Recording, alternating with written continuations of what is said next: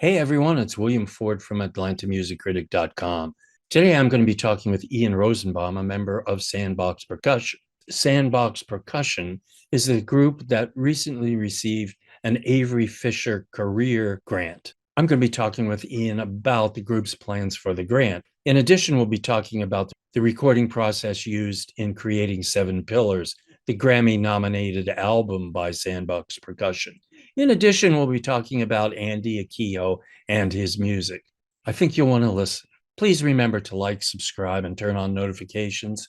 It helps us get noticed by that algorithm. Go to patreon.com/Atlanta Music Critic and become a patron at any level. It will really help us out and enable us to continue these interviews. Again, thanks for watching. Here we go.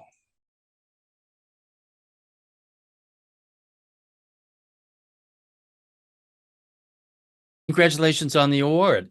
Thank you. Thank you so much. How did that all come about? It's a pretty wild thing in that you don't apply and you don't even know that you're under consideration. And so I got this sort of weird email one day a few months ago. I think what's supposed to happen is they're supposed to call you and tell you that you've won this award. But whoever gave them my phone number gave it to them with one digit wrong. And so they had been trying to reach me for a week or two and couldn't. So I finally got an email from someone. I didn't know who they were, but the email address was provocative enough that I started to think that something like this might be happening. And then I called them up and they told me this. The full name is the Avery Fisher Career Grant. And so, it was set up by Avery Fisher, who was a very prominent donor in the classical music world. Avery Fisher Hall, well, now it's called David Geffen Hall, but the New York Philharmonic used to play in Avery Fisher Hall for many, many years. And they've had this program. This was their 50th year, actually. And each year,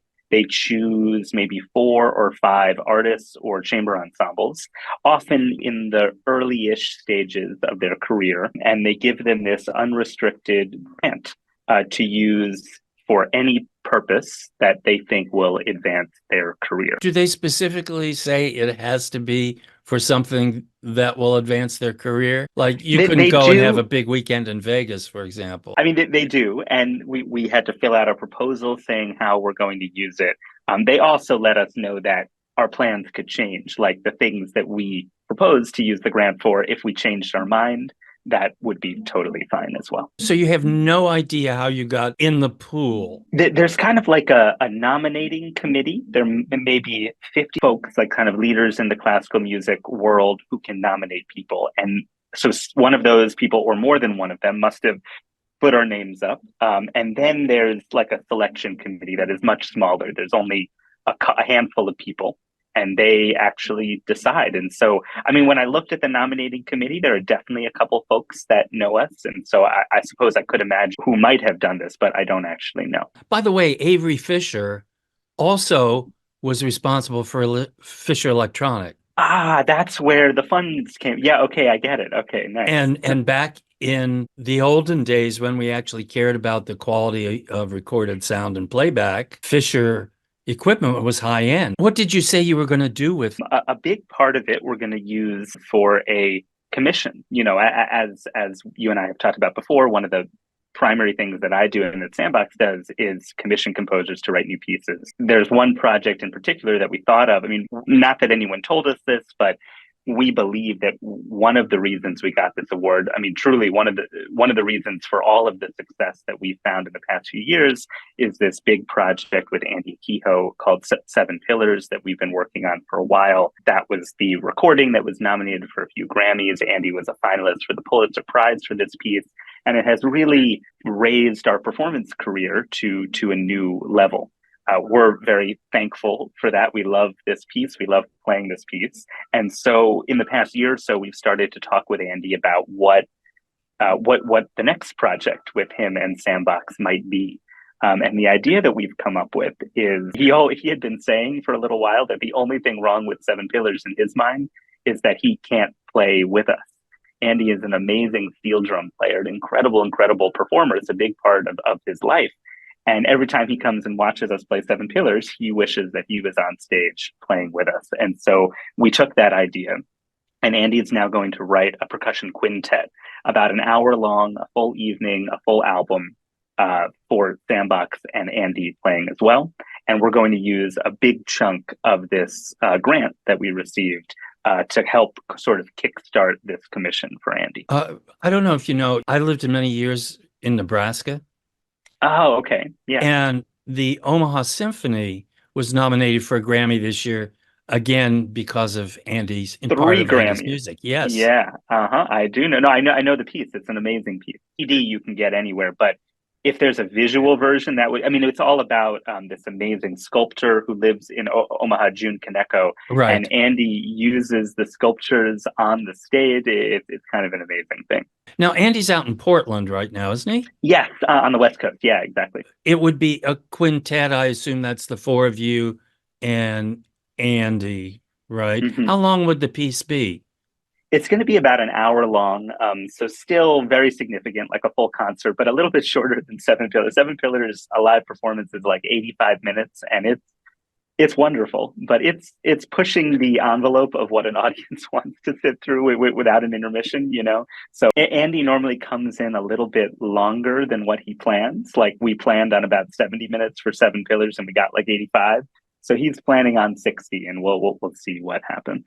Is there much improvisation within those pieces? In Seven Pillars, there is not any. I mean, it's interesting in that Andy's like his composing method always begins with some form of improvisation. Sometimes it's on the steel drum, whether or not he's writing for the steel drum. In the case of Seven Pillars, it was a lot of improvisation on the instruments that he was going to write for because he's a percussionist and he knows how to play all of them. But in the end, at least with Seven Pillars, there's no improvisation at all. I guess I don't know. I suppose maybe in this new piece, there might be a little bit of room for that. But Andy he's a very detail-oriented guy. So I think it would surprise me a little bit more that we would improvise together and then figure out what he likes, and then that's what he'd write down. So it's a collective decision by your group to use the money in that way. Did anybody say, I don't think that's such a good idea, let's move on? Well, we're using part of it in that way. And then the other part of it, so I'm actually sitting right now in this little isolation recording booth in our rehearsal studio. It's like a tiny, very tiny soundproof room where we make a lot of the recordings and albums that we put out. Some of Seven Pillars was recorded here, and actually all of our 2 most recent albums, Wilderness and Bathymetry, were recorded right in this room. That being said, it's not as technologically sound a situation as we'd like it to be. Like, it's not perfectly soundproof. I mean, we do a lot with what we have, but we thought, given how important recording has become in our career and how much we want to continue doing that it might be worth taking a little bit of this money and seeing if we could renovate this recording space in our studio a little bit more and perhaps turn it into a more viable space. So we're going to use a little of it for Andy and a little of it for that. But to your point, yes, there was a lot of discussion back and forth. We considered lots of things. It's hard, you know, we're a nonprofit and we have a big budget, you know, filled with hundreds of expenses and things that we want to do. And I think with this grant, it felt like such a special opportunity for us. And we really didn't want the money to just be absorbed into our budget and be used for all the things that we are currently working on. We really wanted it to be for something special, something that we really couldn't do without this grant. And so that's how we came up with these 2 ideas. Is that a space you rent or own? Not that go ahead. We rent it. Yeah, we've been in this space for now more than 10 years, actually. And so, yeah, it's one of these like multi-purpose buildings, like a huge warehouse that's divided up into 60 or more smaller spaces, tons of small businesses and stuff like that. I think we're the only musical group in the building, though. Acoustics are so important when it comes to listening to music. And I'm finding more and more that it's really hard to separate, for example, a symphony orchestra from the space it's in. It determines so much. And if you get a conductor who's not in tune with the space, it can kind of lead to disaster. So when you're thinking about redoing that space, is that going to be based on your ear or your collective ears?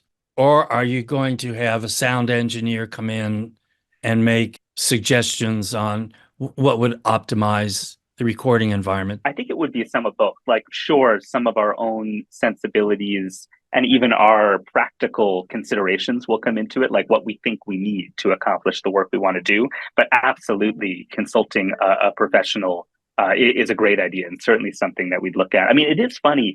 I mean, you're right about a symphony orchestra. My experience with smaller ensembles like Sandbox or a solo recording or something like that is that the space you're in is actually not the most important thing. Like, for instance, Seven Pillars was recorded in three completely different spaces, like three different states. None of those spaces are actual recording studios. One of them has a sort of nice natural acoustic. One of them was this room, which is completely dry with no acoustic at all. And so a lot of the process was bringing those three spaces together, or rather, since they were all fairly dry, creating the perfect space for the recording. So it's interesting. We've elected thus far to invest most of the funding that we have for recordings, not in the space, but in the equipment. So in the microphones and all of the other things that go along with making a recording, as well as the time in post-production to really turn something into the sound that we want. Like, if you listen to what the recordings of Seven Pillars actually sound like the dry recordings of them, they sound nothing like what the album sounds like. That's just the kind of recording that we made in that case. I don't think all of our recordings are necessarily going to be that. For instance, we're rehearsing right now for our next album that we're recording later this month. And that is going to be much more of a live sound. We are going to a nice studio in this case. That's important to the composer and the producer we're working with. We all think for this particular piece, it's the right move. So I'm excited about that. It'll be a different challenge. But yeah, it kind of goes both ways. A few weeks ago, I heard a local chamber group in an auditorium that it was overloaded with sound deadening because it tears apart the sound. You don't get integration.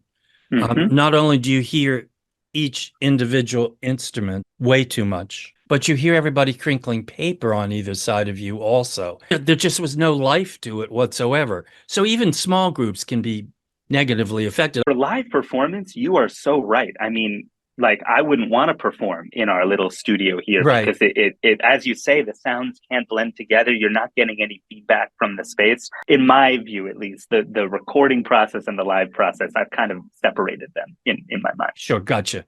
And just one final question.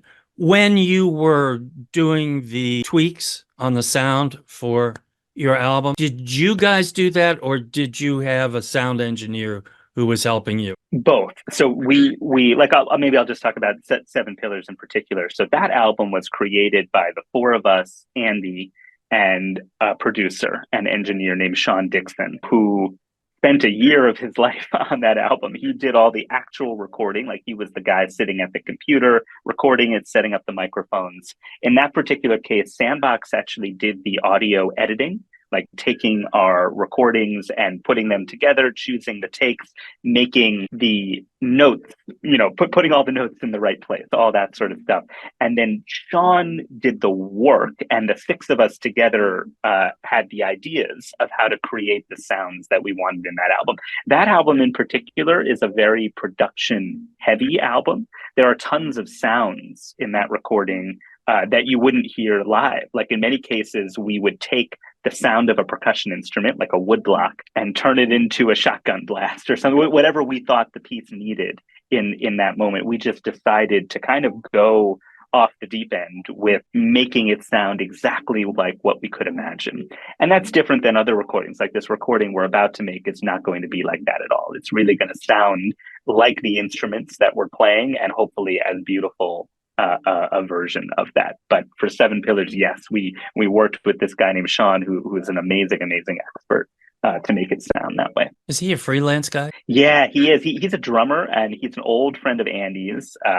Andy and he started doing gigs together way before I met Andy. But then when I did, the three of us would play together a lot. And now he's gotten much more into the audio production side, especially with Andy. So after the success of Seven Pillars, he is also the person who engineered the Omaha Symphony album that just came out. He's working on Andy's next album that will come out later this year. So did Andy ever say, "Oh, please don't do that"? Yes and no. He definitely didn't ever feel like adding something to the piece was a bad thing. He was so game for that, which is amazing because not every composer would be.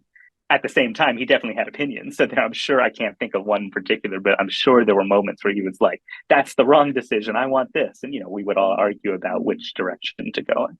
Sure. So it took your engineer about a year to get that all together? That album took an entire year. Yeah. I mean, it's interesting because the process was very segmented. Like when we started recording it, I mean, it's an 85-minute long piece. It took Andy a long time to compose this piece. We actually started recording it before he had written the whole thing. Like he had written some of the parts of the piece, and so we started recording those in I think it was like August 2020. So kind of right in the middle of the pandemic, we went off to this beautiful place in New Hampshire called Avalock Farm. No one was there. They were closed because of the pandemic, but they let us live up there for like 3 weeks. And in that time, we recorded about half of Seven Pillars, whatever existed. And then Andy was sitting in a room frantically trying to write the rest of Seven Pillars. And so we did that. And then a few months later, we got together again, recorded a few more of the pieces.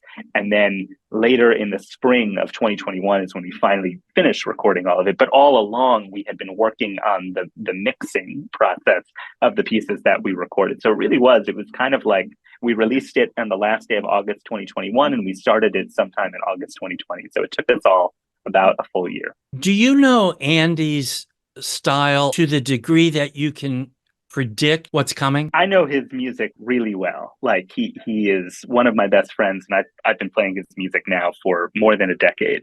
That being said, one of the things that I love about Andy is that every new piece he writes has something new. He literally reinvents both the way that he writes the piece, like the methodology he uses to write it, and also just the sound of it. He reinvents it in every single piece that he writes. I just premiered a new piece of his last summer. And that piece, of course, shared some things with his older music. I could tell it was Andy, but he did things in that piece I've never seen him do before. So in that way, I can't predict it. And in terms of like, if I close my eyes and imagine what this quintet would sound like, I'm sure I could point out a few rhythmic or harmonic things that he might do, just because I know he loves those sorts of things. But I also know there are things that I can't think of, and that's because he's Andy. That's the whole point. Great to see you. Thanks for taking the time. Oh, it was great. I always enjoy talking with you. It's fun stuff. And I kind of enjoy the nerdy stuff about recording.